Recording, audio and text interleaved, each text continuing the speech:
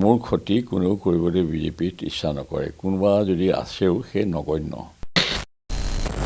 গোটেই সিদ্ধান্তখিনি হিমন্ত বিশ্ব শৰ্মা মুখ্যমন্ত্ৰীয়ে দিলীপ শইকীয়াই প্ৰেচিডেণ্ট হৈ ল'ব যে সেইটো কথা নহয়। এতিয়া মোৰ বিৰুদ্ধে ষড়যন্ত্ৰ হয়তো কোনোবাই কৰিব পাৰে। সেই ষড়যন্ত্ৰ উঠাব পৰা শক্তি মোৰো আছে আৰু দলতো বহুত মানুহ আছে মোৰ সপক্ষত থকা। বাঘটো ঠিক মই নহয়, মই সিংহ হ'লে হ'ব পাৰোঁ, বাঘ মই নহয়। কিয়? বাঘে সদায় পিছফালৰ পৰা আক্ৰমণ কৰে। কাজিয়া পেচাল যদি লাগে ডাঙৰকৈ বা সৰুকৈ, টিকেট দিয়াৰ সময়তেহে লাগিব। টিকেট পোৱা নোপোৱা সেই সংকট এটা আছে। ক'ব যদি কোনোবাই খোজে একচেপ্ট কৰিম, সিংহ বুলি ক'লেহে মই একচেপ্ট কৰিম। মই চিধাকৈ আক্ৰমণ কৰা মানুহ, পিছফালৰ পৰা আক্ৰমণ কৰা মানুহ মই নহয়। মোৰতো তোমাৰ সিদ্ধান্ত লওঁতেতো মোৰ এক মাইক্ৰ' ছেকেণ্ড নালাগে। মইতো ৰিজাইন দিওঁতে প্ৰফুল্ল মহন্ত মন্ত্ৰীসভাৰ পৰা ৰিজাইন দিওঁতেতো মই এক ছেকেণ্ড মই ভবা নাই। এক ছেকেণ্ডত তাতকৈ বহুত মাইক্ৰ' ছেকেণ্ডত মই সিদ্ধান্ত লৈছোঁ মই গৈ ৰিজাইন দিম। 2026 নিৰ্বাচনক লৈ ইতিমধ্যে প্ৰতিটো ৰাজনৈতিক দলেই তেওঁলোকৰ ৰণকৌশল প্ৰস্তুত কৰি আগবাঢ়িছে নিৰ্বাচন কেন্দ্ৰিক যুঁজখনলৈ। আৰু এই মুহূৰ্তত মোৰ লগত উপস্থিত আছে দিছপুৰ সমষ্টিৰ বিধায়ক মাননীয় অতুল বৰা, যিহেতু তেওঁ বিজেপিৰ জ্যেষ্ঠ বিধায়কৰ লগতে জ্যেষ্ঠ নেতাও, আৰু বিভিন্ন সময়ত তেওঁ বিভিন্ন যি দক্ষতাৰে কাম কৰি তেওঁ সমষ্টিটোৰ উন্নয়নৰ হকে কাম কৰি আহিছে। আৰু তেওঁৰ লগত আমি পোনে পোনে কথা পাতিম। অতুল বৰা ডাঙৰীয়া, যিহেতু আপুনি বহু সময় ধৰি এই ৰাজনৈতিক পথাৰখনত আপুনি গচকি আহিছে, কাম কৰি আহিছে। ৰাজনৈতিক পথাৰখনত আপুনি বিভিন্ন উন্নয়নৰ হকে বা বিধায়ক হৈ যিবোৰ কাম আপুনি হাতত লৈছিলে সেয়া কৰি আহিছে। আৰু অহা 2026 নিৰ্বাচনক লৈ আপোনাৰ কেনে প্ৰস্তুতি চলাইছে সেই বিষয়ে জানিব বিচাৰিম। প্ৰস্তুতি মানে নিৰ্বাচনক লৈ পেলাই বুলি উদ্দেশ্য কৰি মই ৰাজহুৱা কাম বা সমাজৰ কাম কৰি নাথাকোঁ। মোৰ কৰণীয়খিনি মই সদায় কৰি আহিছোঁ। চৰকাৰীভাৱে পোৱা অনুদান বা আঁচনিসমূহ কেনেকৈ ইমপ্লিমেণ্ট কৰিব পৰা যায়, কেনেকৈ সেই ইলেকশ্যনৰ আগে আগে কামখিনি হৈ উঠে, সেইবোৰ চিন্তাতহে আছোঁ। এনেই নিৰ্বাচনৰ সদায় বা বাতৰি ওলাই আছে। সেই বা বাতৰিয়ে কাক উপকাৰ কৰে, কাক হেৰি কৰে, লাভান্বিত কৰে কোনো নাজানে। কিন্তু এতিয়া যিটো দেখিছোঁ যে মই নিজেইতো দিছপুৰ সমষ্টিৰ পৰা ইলেকশ্যন খেলিম, মোৰ নিজৰটো মই নিশ্চিত যে মই ইলেকশ্যন খেলিম আৰু মই জয়ী হৈ আহিম। আগতকৈ যিধৰণে কংগ্ৰেছৰ প্ৰাৰ্থীক 1,30,000 ভোটৰ ব্যৱধানত পৰাভূত কৰিছিলোঁ, ঠিক তেনেকৈয়ে মই সেইটো চিন্তাৰে মই আগবাঢ়িম। এইবাৰ অৱশ্যে ভোটাৰৰ সংখ্যাটো আধাতকৈ অলপ বেছি আগৰবাৰতকৈ। সেইকাৰণে মোৰ এলেকাও এতিয়া সলনি হৈছে লখৰালৈকে, লখৰাৰ ব্ৰিজৰ ওচৰলৈকে। এতিয়া বস্তুটো হৈছে কি, এনেইতো সমষ্টি হিচাপে মই যদি ক'ব লগা হয় খুবেই ভাল, কিন্তু অসম ভিত্তিত ক'বলগীয়া হ'লে আমাৰ মুখ্যমন্ত্ৰী ডাঙৰীয়াই মাজে সময়ে কৈ আছে যে কিছুমানে টিকেটৰ বঞ্চিত হ'ব। সেই যে টিকেটৰ বঞ্চিত হ'ব বুলি যিসকলে নিজকে ভাবিছে যে ময়ে বঞ্চিত হওঁ নেকি, তেওঁলোকে অৱশ্যে যিধৰণে সমষ্টিত কাম কৰিব লাগিছিলে সেই উৎসাহ উদ্দীপনাৰে কাম কৰা নাই। কাৰণ তেওঁলোকে নিজেই যদি ভাবে মই বঞ্চিত হ'ম নেকি, তেনেহ'লে কাম কৰাৰ যিটো হেঁপাহ বা ইচ্ছা, উৎসাহ উদ্দীপনাটো তেওঁলোকৰ স্বাভাৱিকতে নাথাকে। কিন্তু মোৰ থাকিব, কাৰণ মইতো বঞ্চিত হ'ম বুলি ভবা নাই। মই ইলেকশ্যন খেলিম বুলিয়ে ভাবিছোঁ বিজেপিৰ টিকেটত। মোৰ সেই উৎসাহ উদ্দীপনাটো মোৰ কমা নাই, মোৰ সমৰ্থকৰো কমা নাই। কিন্তু মোৰতো কথাটো মই যদি হেৰি কৰি ৰাখোঁ, একাষৰীয়াকৈ ৰাখি সমগ্ৰ অসমৰ কথা কওঁ, তেতিয়া সমগ্ৰ অসমততো আজিৰ তাৰিখত চাবলৈ গ'লে বিৰোধী পক্ষই কি ধৰণে প্ৰস্তুতি চলাইছে মই ক'ব নোৱাৰিম। কিন্তু ভাৰতীয় জনতা পাৰ্টীৰ যিটো প্ৰস্তুতি, সেইটোৱে সাংঘাতিকভাৱে ভাল ফলাফল দিব বুলি মই আজিৰ তাৰিখত এই মুহূৰ্তত বিশ্বাস কৰিছোঁ। দীৰ্ঘ সময় ধৰি আপুনি বিধায়ক হৈ আছে। প্ৰথমতে অসম গণ পৰিষদৰ পৰা আপুনি মন্ত্ৰীও হৈছিলে প্ৰফুল্ল মহন্তৰ চৰকাৰৰ দিনত, তাৰপিছত বিজেপিলৈ আহিলে। আৰু যদি বৰ্তমান বিজেপিয়ে বিচাৰে যে আপোনাক অৱসৰ গ্ৰহণ কৰিবলৈ দিয়ে, আপুনি প্ৰস্তুত নে? সেইটো প্ৰস্তাৱ মোক নিদিয়ে বিজেপিয়ে। সেইটো গ্ৰহণ কৰিবলৈ প্ৰস্তুত হোৱা কথাটো পিছতহে আহিব। তেনেকুৱা প্ৰস্তাৱ মোলৈ নাহে নহয়। প্ৰস্তাৱটো যিটো প্ৰস্তাৱ মোৰ তালৈ আহিব বুলি মই কেতিয়াও কল্পনা নকৰোঁ, সেই কথাটো উত্তৰটো মই এইটো উত্তৰ মই কিয় দিব লাগে? সেইটো ছেকেণ্ডহে, উত্তৰটো মই কেতিয়া দিম? তেনেকুৱা এটা প্ৰস্তাৱ আহিব পাৰে বুলি যদি মই সন্দেহ কৰিলোহেঁতেন, সম্ভাৱনা আছে বুলি ভাবিলোহেঁতেন, তেতিয়াহে ক'লোহেঁতেন। তেনেকুৱাতো কোনো সম্ভাৱনা নাই, 1% সম্ভাৱনা নাই। তেনেকুৱা প্ৰস্তাৱ কেতিয়াও বিজেপিয়ে মোক নিদিয়ে। সেইকাৰণে মই তাৰ ইটো উত্তৰ মই দিয়াৰ কোনো প্ৰয়োজন অনুভৱ মই নকৰোঁ।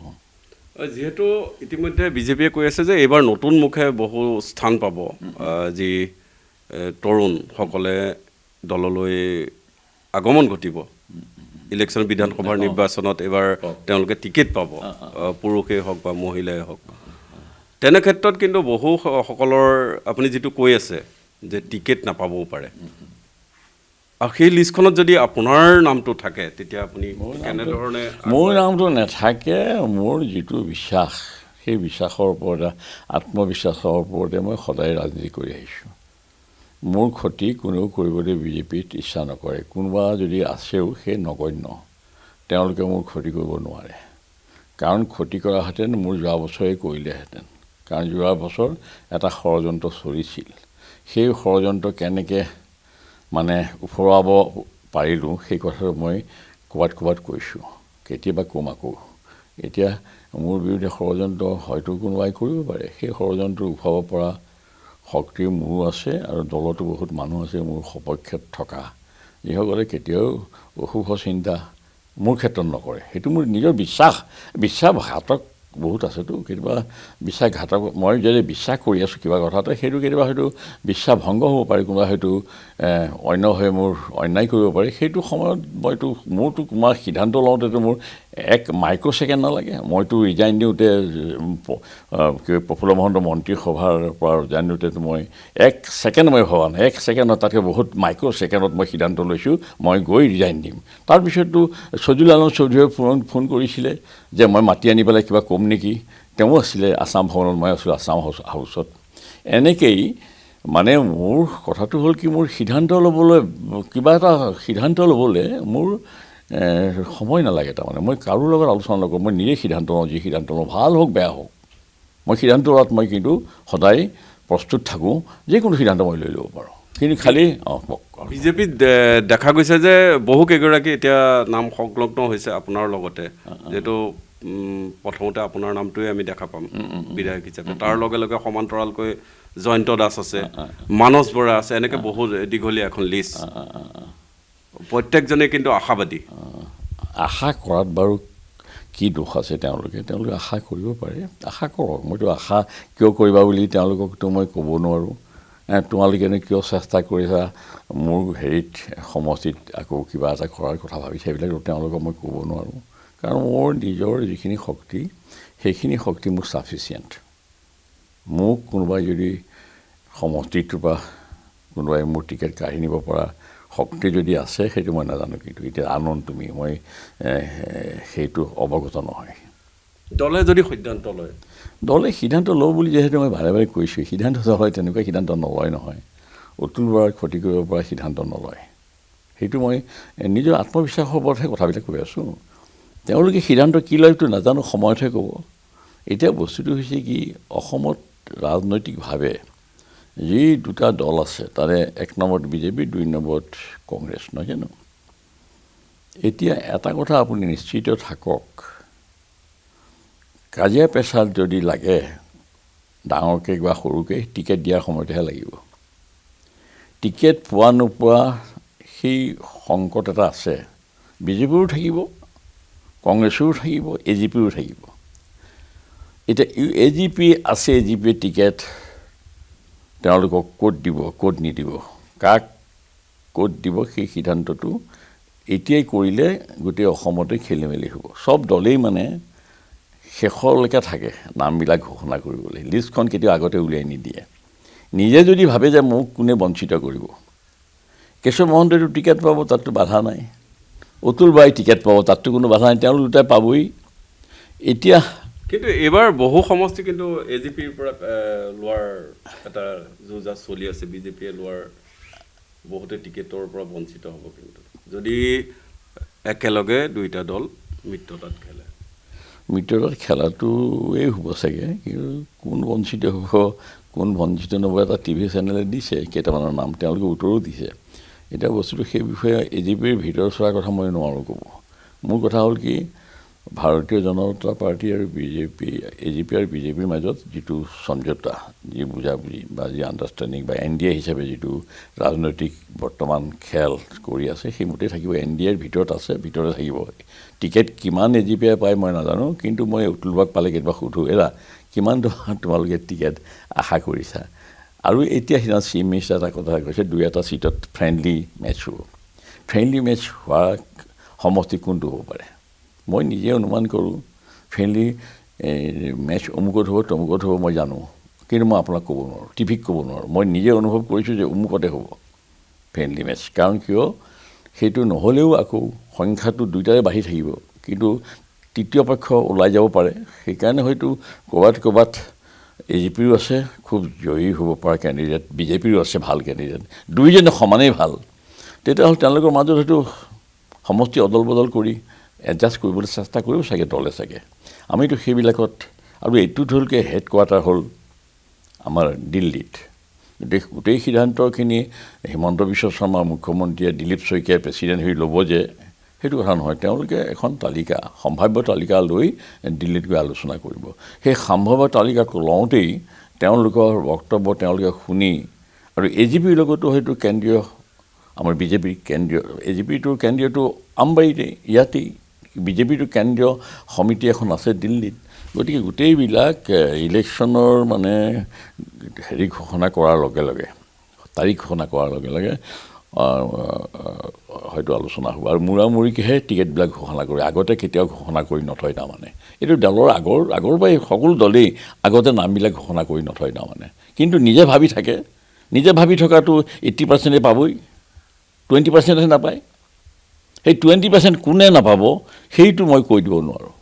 আপুনি আত্মবিশ্বাসী, আপোনাৰ কথাত গম পোৱা গৈছে টিকেট পাব আপুনি। যে পাম টিকেট পাম, জিকিমো বহুত ভিতৰত জিকি, আগৰ নিচিনাকৈ যিটো পাৰ্চেণ্টেজত জয় লাভ কৰিছিলোঁ তেনেকৈ জিকিম। মোৰ সেই লৈ পেলাই মোৰ ৰাতি টোপনি নহাকৈ থকা নাই। মোৰ যিটো ছিষ্টেমত মই মোৰ জীৱনটো পাৰ কৰিছোঁ সেইমতেই মই আগবাঢ়ি আছোঁ। এই ইলেকশ্যনত টিকেট দিয়া নিদিয়া সেইবোৰ মোৰ হেডেক নহয়। মোৰ কাম কৰাৰ যিটো হেঁপাহ এটা আছে, মই নিজেই কাম কৰোঁ। নিজৰ ঘৰতে কবি, মই বজাৰৰ বস্তু নাখাওঁ, খাৰপেটীয়াৰ চব্জি নাখাওঁ। মোৰ ঘৰতে কবি, ঘৰতে কোমোৰা, ঘৰতে লাই শাক, ঘৰতে পালেং শাক, ঘৰতে ভেন্দি, ঘৰতেই চব। গতিকে মই মোৰ ঘৰতে কৰ্দৈ, মোৰ ঘৰতে জলফাই, মোৰ ঘৰতে বেল, মোৰ ঘৰতে তুলসী, চব মোৰ ঘৰতেই। গতিকে মই নিজৰ 1 নম্বৰ হ'ল কি নিজৰ হেল্থ আৰু স্বাস্থ্যটো আৰু মনটো আৰু দেহাটো, এই দুটাই। কোনো মিটিঙত কয়, কোনো মিটিঙত আপুনি কয় যে নিজকে বাঘ বুলি মই নকওঁ, মানুহে কয়। মই ভাল পাওঁ, হয় বাঘটো ঠিক মই নহয়, মই সিংহ হ'লে হ'ব পাৰোঁ, বাঘ মই নহয়। কিয়, বাঘে সদায় পিছফালৰ পৰা আক্ৰমণ কৰে, সদায় আক্ৰমণ কৰে। সুন্দৰবনত মাছমৰীয়াসকলে পিছফালে মুখা এখন লগাই থয়, মাছ মাৰি থাকোঁতে বাঘে আক্ৰমণ কৰে। বাঘে পিছফালৰ পৰা আক্ৰমণ কৰে। মই নিজকে বাঘ বুলি মই নকওঁ। ক'ব যদি কোনোবাই খোজে একচেপ্ট কৰিম, সিংহ বুলি ক'লেহে মই একচেপ্ট কৰিম। মই চিধাকৈ আক্ৰমণ কৰা মানুহ, পিছফালৰ পৰা আক্ৰমণ কৰা মানুহ মই নহয়। সেইকাৰণে বাঘৰ লগত তুলনা কৰিলে মই অকণমান দুখ পাওঁ। এইটোৱেই কথা, কি ক'ম আৰু। এয়া আছিল অতুল বৰা, দিছপুৰৰ বিধায়ক। নিজকে সিংহৰূপে তেওঁ পৰিচয় দিব বিচাৰে। হয়, তেওঁ অহা নিৰ্বাচনত পুনৰবাৰ বিধায়ক হৈ জয়ী হৈ আহক, দলেও তেওঁক স্বাগতম জনাওক।